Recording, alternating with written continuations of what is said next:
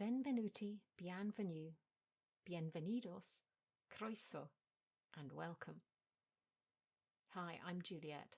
Join me on my language learning journey and discover my thoughts on different aspects of language learning with the A Language Learning Tale podcast. Today I'm talking about motivation when life happens.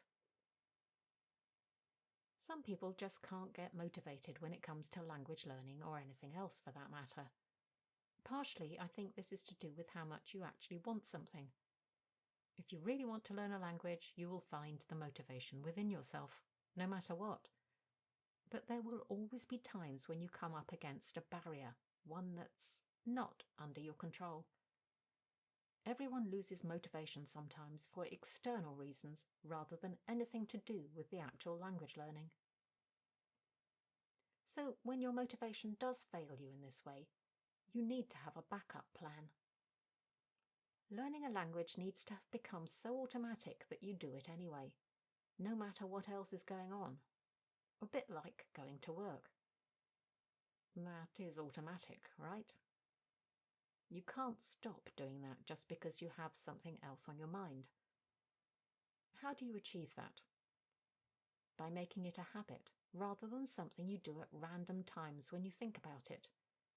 And yes, that involves doing something every day, at the same time, probably in the same place, but not necessarily. If you set this up when you're in the honeymoon phase of learning a language, when all is shiny and new and you feel like progress is easy, then that won't be so much of a problem. Ingrained habits are hard to let go. If you can get into habits with your language learning, you are more likely to be able to keep going no matter what. So, what kind of things can you make into habits? Well, you could study at a particular time of day, and plenty of people do. But the actual study aspect might be the most difficult thing to do if other things are pressing on your mind. I think other aspects of language learning might be better as habits that will keep you going through tough times. Things that involve input, for example.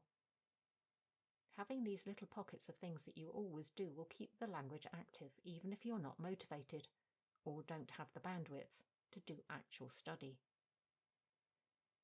You could get into the habit of always listening to a radio station in your target language over breakfast, or perhaps before going to bed, or on the commute to work. Or you could substitute this with reading, especially if you're someone who loves to read to put yourself in the mood for sleep. Doing something before bed has the added benefit of being fresh in your mind when you go to sleep, which I've read in a book about sleep, not languages, could mean the vocabulary is more likely to get transferred to long-term memory. That can only be a good thing.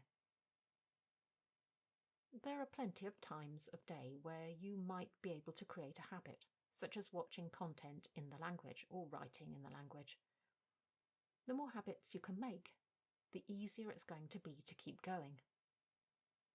Another way to keep motivated, or perhaps just to be learning without realizing, is to have the language around you at all times. You can change the language on your phone, for example, although I'm not that keen on this unless you're advanced in a language, because you could get yourself in a pickle if you don't understand something. Better, I think, is to change the language on individual apps, kind of like where I'm learning Spanish and French from Italian. But also, I have Google set to Italian on my laptop. Not the whole of Google, because again, potential pickles, just the Google search screen. This means that the main results that come up are, at the very least, titled in Italian, even if I search in English. Some people also create a separate YouTube account that is set up in their target language and will only serve them videos in that language. Of course, if it's a separate account, you can always ignore it if you're not feeling the whole language learning thing. I prefer just to have language content appear in my normal YouTube feed. But I'm sure you can think of other ways to have the language around you. If you can keep the language you're learning on your mind, even without actually studying, you're always going to be learning. That's all for today's episode. Don't forget to join me again next time for more language learning tips, tricks, and tales. And in the meantime, check out the A Language Learning Tale YouTube channel for additional non-podcast content. Ciao, salut, adios, huil, and bye for now.